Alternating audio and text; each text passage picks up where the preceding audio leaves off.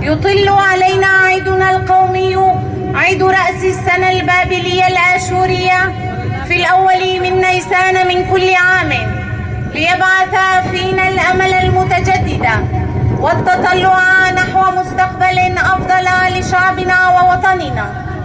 يأتي الأول من نيسان في كل عام تأكيداً على استمرار مسيرة العطاء والإبداع المتواصل بين الأجيال لشعبنا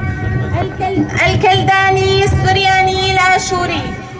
عبر آلاف السنين، مضيفاً لموروثه الحضاري معان وقيم إنسانية جديدة ومتجددة مع تجدد الطبيعة وانبعاثها مع كل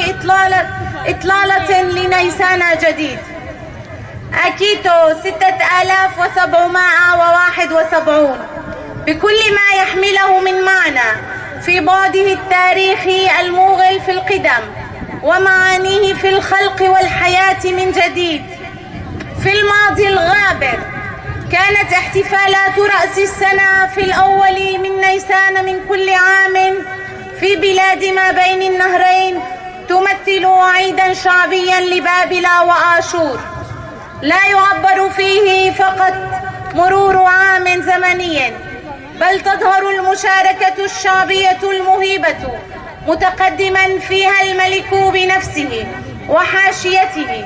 والكهنة ورموز الآلهة بهذه الاحتفالات الواسعة، لتؤكد مدى عظمة وقدسية هذه المناسبة.